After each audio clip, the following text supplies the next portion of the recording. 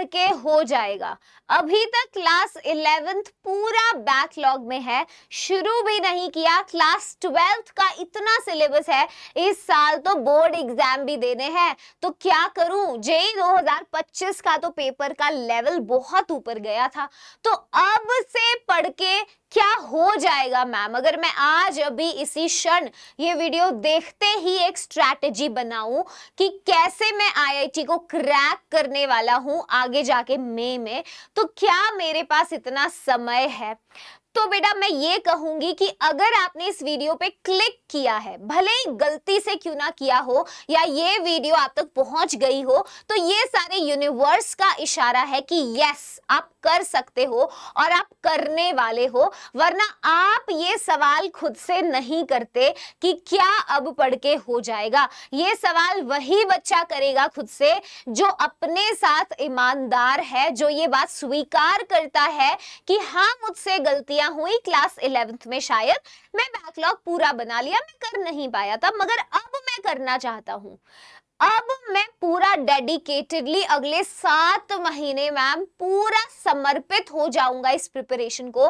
तो बिल्कुल हाँ बेटा आप कर सकते हो, यही प्लान बताऊंगी। अभी भी कंफ्यूज्ड घूम रहे हो तो इस वीडियो को पूरे भगवान का ही इशारा समझना, पूरे यूनिवर्स का साइन समझना कि अब हम करके दिखाएंगे। तो आई वुड से कि if you have reached this video then no, you are not late for IIT if you start from today, if you follow the plan that I am going to tell you. और एक बात कहना चाहूंगी, सिर्फ plan देने नहीं आई हूं, पूरे प्लान को बेटा तुम्हारे साथ फॉलो करूंगी। तुम ये समझो सिर्फ तुम्हारा पेपर नहीं अकेले, मैं भी तुम्हारे साथ बराबर हूं इस एग्जाम के लिए, ठीक है। तो जुड़े रहना बेटा, सारी इंफॉर्मेटिव वीडियोस तुम तक समय पर पहुंच जाए, तो इसीलिए चैनल को जरूर सब्सक्राइब कर लेना। उससे मेरी तनख्वाह नहीं बढ़ेगी, ना मेरे तक पैसे पहुंचने वाले हैं। सिर्फ एक ही उद्देश्य है, जिस दिन तुम लोग आईआईटी पहुंच जाओगे ना, उस दिन तुम्हारे और तुम्हारे माँ बाप के दिल से जो मेरे लिए दुआएं निकलेंगी, सिर्फ वो मेरा सेल्फिश कारण है। तो हर वीडियो आप तक समय पर पहुंचे, इसके लिए बेटा जुड़ जाना, सब्सक्राइब करके अपनी अटेंडेंस लगा दो कि हाँ मैम आप पूरा प्लान बताइए, करवाइए, साथ साथ हम चलने को तैयार हैं। तो यू आर नॉट लेट बेटा। देखो रियलिटी ये है, आप जानते हो 14 लाख से भी ज्यादा बच्चे इस एग्जाम को दे रहे हैं। अगले साल जब आप पेपर देंगे तो जैसे मैं पहले भी मैंने बात बताई है तुम्हें कि 16 लाख प्लस ये नंबर आराम से पहुंचेगा। 16 लाख तो मैं कम कह रही हूं, 17-18 लाख तक अगर ये नंबर पहुंच गया तो उसमें कोई शक नहीं है। और सीट्स कितनी आईआईटी की? लगभग 18,000 सीट्स। तो अभी तक तो टॉप 1% बच्चों का सिलेक्शन होता है, आगे कंपटीशन बढ़ रहा है, सीट्स अभी तक 18,000 पे अटकी हैं। तो अब इसका सिलेक्शन रेशो और कम हो जाएगा, सिलेक्शन परसेंटेज और कम हो जाएगा, और कम होने वाला है। तो अभी तक जेई का exam second most difficult exam है, तो आगे जाके ये टॉप मोस्ट डिफिकल्ट की रैंक भी ले सकता है। कंपटीशन बढ़ रहा है बेटा, ऐसे में आपको एक भी लम्हा और जाया नहीं करना है। आपको एक बात समझनी है, हाँ मैं कह रही हूं आप लेट नहीं है, मगर अब आपको शुरू करना होगा। Now is the time, I would से बेटा नाउ इज द टाइम। और आज नहीं ना तो कभी नहीं हो पाएगा, यकीन मानो, नाउ इज द टाइम। तो करें क्या शिल्पी मैम, हम तो फंस गए हैं, कहां से शुरू करें समझ नहीं आ रहा है। तो सुनो, बहुत ध्यान से सुनना बेटा, क्लास 11th के पहले तुम्हें फाउंडेशन कॉन्सेप्ट्स करने हैं।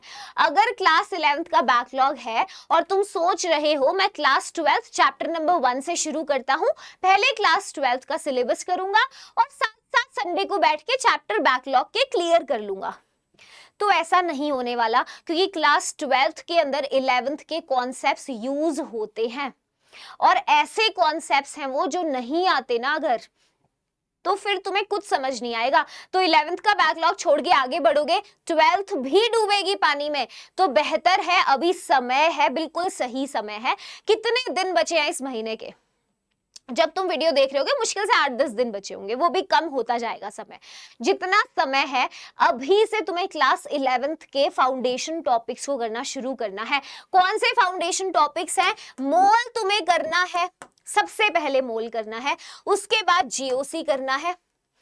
अगर बॉन्डिंग नहीं किया हुआ तो मोल के बाद बॉन्डिंग करना, फिर अगर बॉन्डिंग में भी बैकलॉग है तो पहले मोल कॉन्सेप्ट करोगे, फिर केमिकल बॉन्डिंग करोगे, फिर करोगे जीओसी। पीरियोडिक टेबल भी आना चाहिए, बट चलो वो इतना इंपॉर्टेंट है जितने ये 3 चैप्टर्स इंपॉर्टेंट हैं। तो पहले क्लास 11th का फाउंडेशन करना है तुम्हें, मोल, बॉन्डिंग और जीओसी। इसके बाद क्लास 12th है, डेप्थ सिलेबस कवरेज करना है पूरा। मैं कहूंगी अभी समय है, अभी वन शॉट की आदत मत डालना बेटा, क्योंकि वन शॉट एग्जाम के 2-3 महीने पहले देखे जाने वाली चीज है। अभी तुम्हारे पास 7 महीने हैं, समय है तुम्हारे पास। तो अभी क्लास 12th का सिलेबस लेक्चर बाय लेक्चर करना, वो 10-11 घंटे के वन शॉट पूरे सिलेबस के देख के खुद को सैचुरेट मत करना। हाँ, क्लास 11th के लिए तुम वन शॉट देख लो, तुम देख लो 6 से 8 घंटे का वन शॉट, ये 11th के बैकलॉग के लिए, मगर 12th के लिए लेक्चर बाय लेक्चर जाना अभी समय है तुम्हारे पास। तो क्लास 12th इन डेप्थ करनी है, और बेटा साथ साथ तुम्हें पीवाईक्यूज करते रहना है। पीवाईक्यूज करोगे तो तुम्हें पता चलेगा क्या तुम सही डायरेक्शन में बढ़ रहे हो।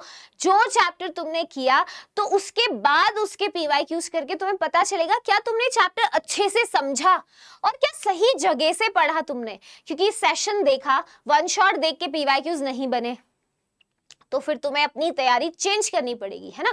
तो ये बेटा साथ साथ करते चलना है। तो अभी से शुरू करना है सबसे पहले क्लास 11th का फाउंडेशन।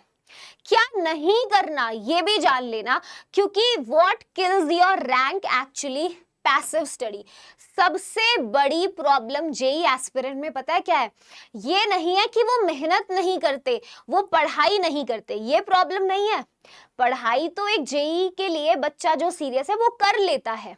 दिक्कत ये है अधिकांश समय बच्चा थ्योरी के साथ बिताता है बेटा, अधिकांश समय बच्चा लेक्चर्स देखता है, अधिकांश समय बच्चा नोट्स को रिवाइज करने में बिताता है। और क्या ये गलत बात है? नहीं, ये गलत नहीं है कि तुम थ्योरी कर रहे हो, लेक्चर कर रहे हो, नोट्स कर रहे हो, ये इंपॉर्टेंट पार्ट है, मगर ये तो बेसिक लेवल है, ये तो बेसिक चीज है बेटा।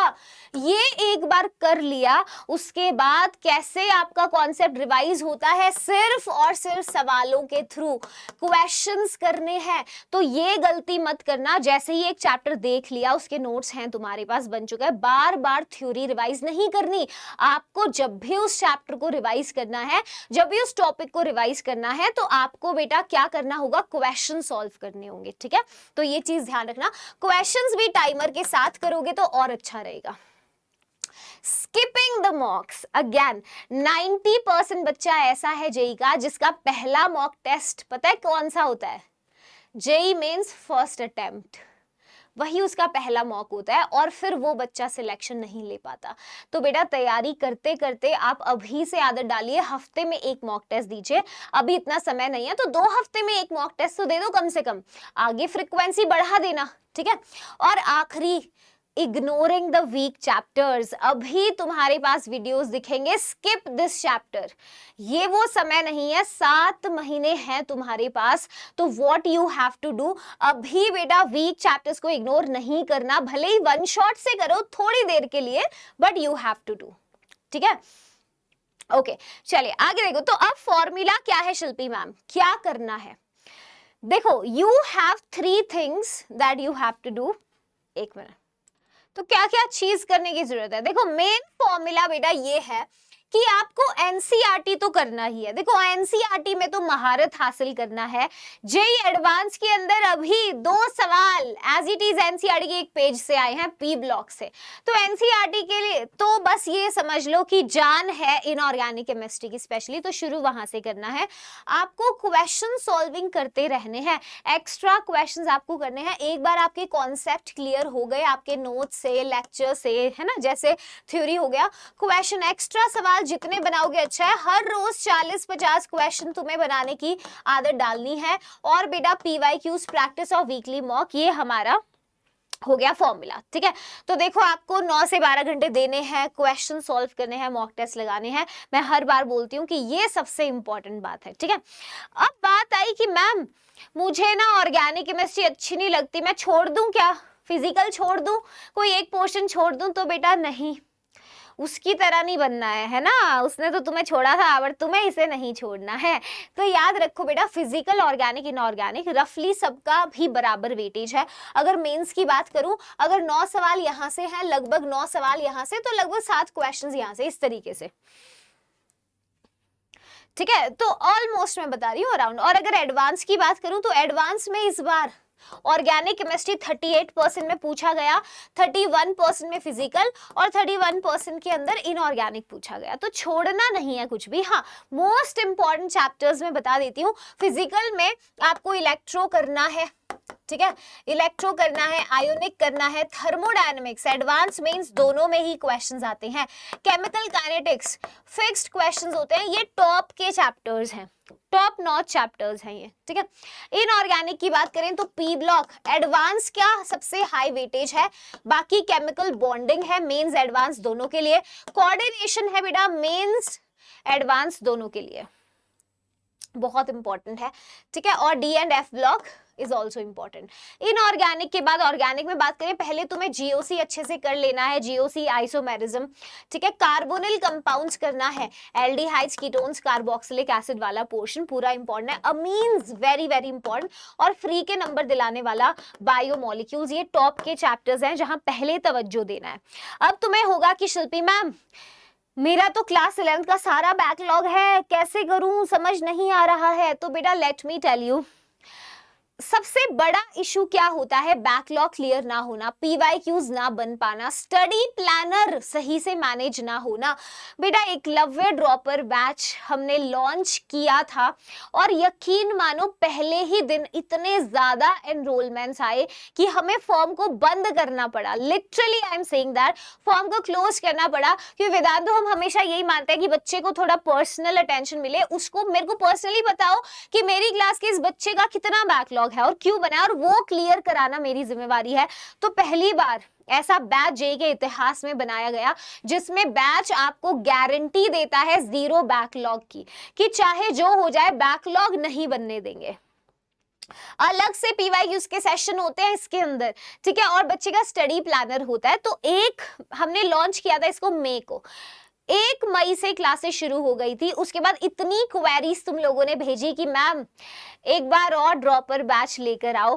बेटा वैसे देखो, मैंने कहा था कि 6-7 महीने हैं, अभी पढ़ोगे तो मुमकिन है, इसके बाद और लेट हो जाएगा तो फिर मैं आईआईटी का वादा नहीं कर सकती। तो यार इतने सारे बच्चे थे, तो we are launching phase 2 of Eklavya batch, और ये जो बैच लॉन्च होगा 26 मई को ये बैच लॉन्च हो रहा है। डेट इज 26 मई, शाम को 6 बजे बैच लॉन्च होगा। इसका जो लिंक है, देखो अब हम ना बैच में बहुत लिमिटेड बच्चा रखते हैं, तो ऐसे नहीं होगा इसमें भीड़ बढ़ा दी, टीचर को पता ही नहीं है उसकी क्लास में कौन बच्चा पढ़ रहा है, टीचर ने नाम भी नहीं लिया आज तक बच्चे का।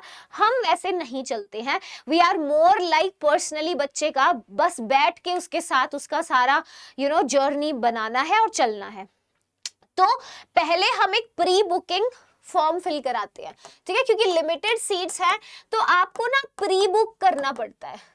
तो प्री बुकिंग फ्री होती है, इसमें कोई चार्ज नहीं होता, आपको प्री बुकिंग फॉर्म फिल करना है। उस फॉर्म का लिंक आपको डिस्क्रिप्शन में दिया है, फ्री का होता है फॉर्म। इस फॉर्म को भरिएगा, डिस्क्रिप्शन में पहला ही लिंक आपको दिख जाएगा, Eklavya dropper batch pre booking form. तो ये प्री बुकिंग है, ठीक है। इसमें आपका email, name, phone number, email ID और ये सब डिटेल्स आपको डाल के सबमिट कर देना है, ठीक है। तो इससे आपका इंटरेस्ट शो हो जाएगा बैच के अंदर, और 1 जून से क्लासेस शुरू हो जाएंगी। उसमें पढ़ा हम ही रहे हैं, मैं हूँ, अब्दुल सर हैं, अंकित सर हैं, हर्ष सर हैं, है ना, हम सारे टीचर्स हैं। और बस प्री बुकिंग फिल कर लेना एक बार, ताकि तुम 26 को मिस ना करो, क्योंकि बाद में अभी लॉन्च होगा 26 को तो प्राइस थोड़ा कम रहेगा, बाद में बढ़ जाएगा, फिर मैं कुछ नहीं कर पाऊंगी, ठीक है। This is the best we could have done, तो ये कर दिया है आपके लिए, तो इसको फिल कर लेना, ठीक है। आ जाओ अब 2026-27 का अपना प्लान, 27 में जनवरी में मान के चलो, अपना इतना ही समय है। जनवरी में लगभग पेपर 21 से लेके 30 के आसपास होता है, राइट। तो आपके पास लगभग 7 महीने हैं। तो जून, जुलाई, अगस्त, सितंबर, तो इसमें आपको क्लास 11th के बैकलॉग तो कर ही लेने हैं बेटा, साथ में आपको 12th का सिलेबस स्टार्ट कर देना है, और जो अच्छे मेन चैप्टर्स हैं उनको करना है, जो मैंने पूरी लिस्ट यहाँ पर लिखी थी, जो सबसे ज्यादा वेटेज के हैं। अगले 4 महीने में पहले आप इनको करेंगे, ठीक है। अक्टूबर दिसंबर के अंदर आप बाकी अक्टूबर मंथ में वो चैप्टर्स जो मुश्किल हैं थोड़े मगर इंपॉर्टेंट है एग्जाम के लिए वो करेंगे और बहुत ज्यादा क्वेश्चन प्रैक्टिस करनी है। मतलब ये मान लो दिसंबर तक तो बिल्कुल हमें बावरा हो जाना है प्रैक्टिस कर करके।